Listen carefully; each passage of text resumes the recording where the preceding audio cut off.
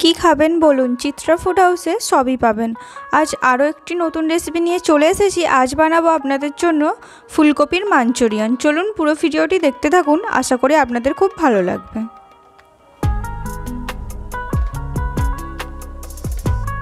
ফুলকপির মাঞ্চুরিয়ান বানানোর জন্য এখানে ফুলকপিগুলো প্রথমে কেটে নিয়েছি। তার সাথে আছে আদা রসুন বাটা, লঙ্কা কুচি, আদা রসুন কুচি একদম ছোট ছোট করে কেটে নিয়েছি। তার সাথে আছে স্প্রিং অনিয়ন আর আছে ধনেপাতা কুচি। খুব বেশি উপকরণ লাগবে না, অল্প উপকরণ দিয়ে কিন্তু খুব দারুণ টেস্টি একটা ফুলকপির রেসিপি হয়ে যাবে। তাই পুরো ভিডিওটি দেখার অনুরোধ রইল। এখানে একটা বাটি নিয়ে নিয়েছি, তার মধ্যে প্রথমেই দিয়ে দিয়েছি 3 চামচ মতো ময়দা। এবার আমি এখানে দিয়ে দেব 2 চামচ মতো কর্নফ্লাওয়ার, আর এখানে আমি দিয়ে দিচ্ছি অল্প পরিমাণে আদা রসুন বাটা। এবার এখানে দিয়ে দিতে হবে 1/2 চামচ মতো নুন। তার সাথে দিয়ে দেব 1 চামচ মতো গোলমরিচের গুঁড়ো, আর আমি দেব কালারের জন্য কাশ্মীরি লঙ্কার গুঁড়ো, সেটাও 1 চামচ মতো। অবশ্যই কিন্তু কাশ্মীরি লঙ্কার গুঁড়ো ব্যবহার করবেন, তাহলে খুব সুন্দর একটা কালার আসবে। আমার চ্যানেলে কিন্তু আরও অনেক ফুলকপির রেসিপি আছে, তাই অবশ্যই সেগুলি দেখার অনুরোধ রইল এবং কোনটা ভালো লাগলো কমেন্টের মাধ্যমে জানাতে ভুলবেন না। এখানে একটা চামচ দিয়ে ভালো করে সমস্তটা প্রথমে মিশিয়ে নিতে হবে, জল না দিয়ে। প্রথমে দেখতে পাচ্ছেন, এবার আমরা অল্প অল্প করে জল দিতে থাকবো। একেবারে বেশি জল দেওয়ার প্রয়োজন নেই, তাহলে খুব কিন্তু পাতলা হয়ে যেতে পারে ব্যাটারটা। এখানে ব্যাটারটা খুব বেশি গাঢ়ও হবে না বা খুব বেশি পাতলাও হবে না, তাই অল্প অল্প জল দিতে দিতে এটা মেশাতে হবে। যারা যারা আমার চ্যানেলটিকে সাবস্ক্রাইব করেছেন তাদেরকে অসংখ্য ধন্যবাদ। এইভাবেই পাশে থাকবেন। দেখতেই পাচ্ছেন এরকম কিন্তু ব্যাটারটা হবে। এবার আমরা সসটা তৈরি করে নেব। এখানে একটা বাটি নিয়ে নিয়েছি, তাতে প্রথমেই নিয়ে নিচ্ছি 2 চামচ মতো সয়া সস, আর তার সাথে আমি দিয়ে দেব 1 চামচ মতো চিলি সস। এবার আমি এখানে টমেটো কেচাপটা দিয়ে দেবো। টমেটো কেচাপটা একটু বেশি দিতে হবে, 3-4 চামচের মতো দিয়ে দিতে হবে। কেউ যদি ঝাল খেতে বেশি পছন্দ করেন তাহলে কিন্তু চিলি সসটা একটু বাড়িয়ে নিতে পারেন।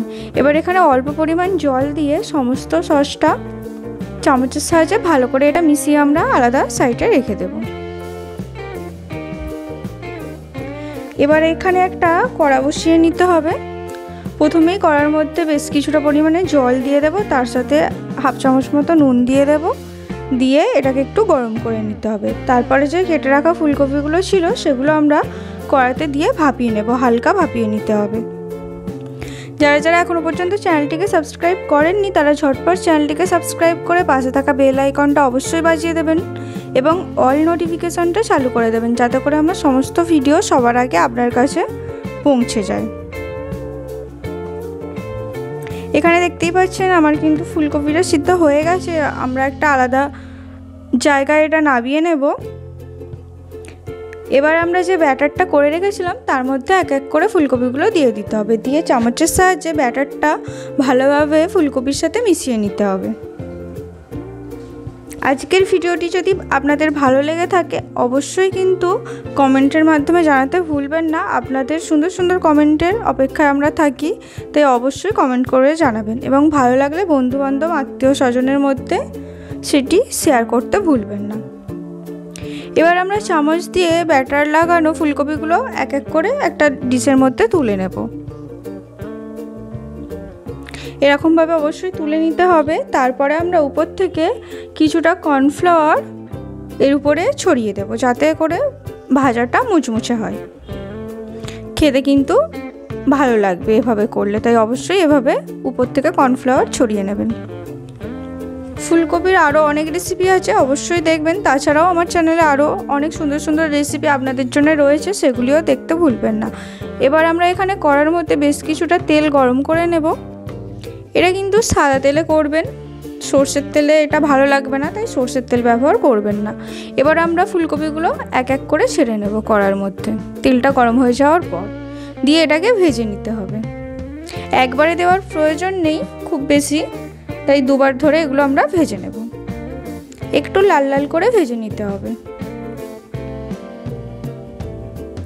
একদিকটা ভাজা হয়ে গেলে খুন্তির সাহায্যে আমরা উল্টে দেব। দেখতেই পাচ্ছেন লাল লাল করে ভাজা কিন্তু আমার হয়ে গেছে। এবার আমরা এটাকে একটু তেলটা ছেঁকে তুলে নেব ফুলকপিগুলো।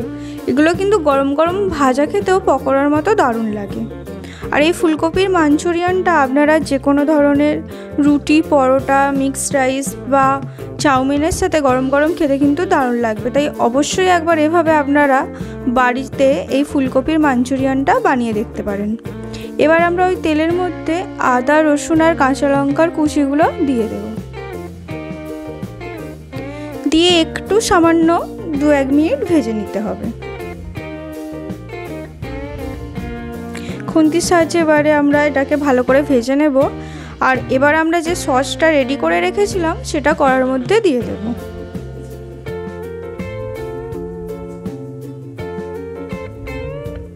দিয়ে ভালো করে খুন্তির সাহায্যে এটাকে মিশিয়ে নিতে হবে। অনেকেই হয়তো অনেক রকমভাবে ফুলকপির মাঞ্চুরিয়ান খেয়েছেন, এইভাবে একবার অবশ্যই বাড়িতে বানিয়ে দেখতে পারেন। আশা করি আপনাদের খুব ভালো লাগবে। এখানে 1 মিনিটের জন্য সসটা ভালো করে ফোটার জন্য দিতে হবে।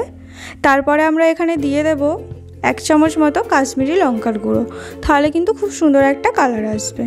দিয়ে আবারও খুন্তির সাহায্যে ভালো করে এটা মিশিয়ে নিতে হবে। শীতকালে একঘেয়ে ফুলকপির ঝোল বা ঝাল খাওয়ার থেকে একটু অন্যরকম করলে কিন্তু বাড়ির লোকেরাও খেতে পছন্দ করে এবং বাচ্চারাও কিন্তু খেতে খুব পছন্দ করে। তাই অবশ্যই একবার এভাবে এই ফুলকপির মাঞ্চুরিয়ানটা বাড়িতে বানিয়ে দেখতে পারেন। আশা করি আপনাদের খুব ভালো লাগবে।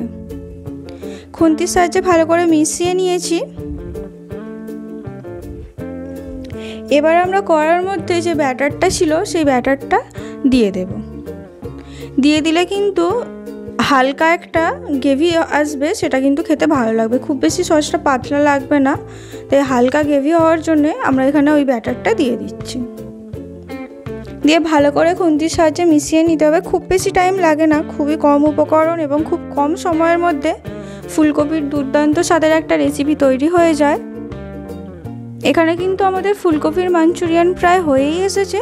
এখানে স্বাদের জন্য আমরা অল্প পরিমাণে 1/2 চামচ মতো চিনি দিয়ে দেব, আর তার সাথে দিয়ে দেব অল্প পরিমাণে নুন, আর এখানে দিয়ে দিতে হবে 1/2 চামচ মতো গোলমরিচের গুঁড়ো, তাহলে কিন্তু এটা আরও খেতে ভালো লাগবে। এবারে আবারও আমরা খুন্তির সাহায্যে এটাকে মিশিয়ে নেব। খুব বেশি গ্রেভি থাকবে না, একটু শুকনো শুকনো মতোই হবে, দেখতেই পাচ্ছেন এরকম ভাবেই থাকবে। এবার আমরা এখানে স্প্রিং অনিয়নটা দিয়ে দেব আর দিয়ে দেবো ধনেপাতার কুচিগুলো।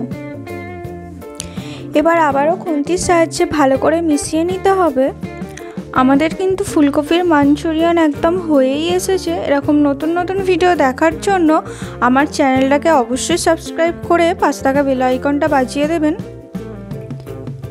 যাতে করে এরকম নতুন নতুন ভিডিও সবার আগে আপনার ফোনে নোটিফিকেশান যায়। আর পুরো ভিডিওটি দেখার জন্য অসংখ্য ধন্যবাদ। এইভাবেই পাশে থাকবেন, আগামী দিন যাতে আরও নতুন নতুন রেসিপি আপনাদের কাছে তুলে ধরতে পারি। এবার আমরা এটা নামিয়ে নেব। পুরো ভিডিওটি দেখার জন্য অসংখ্য ধন্যবাদ। দেখা হচ্ছে পরের ভিডিও।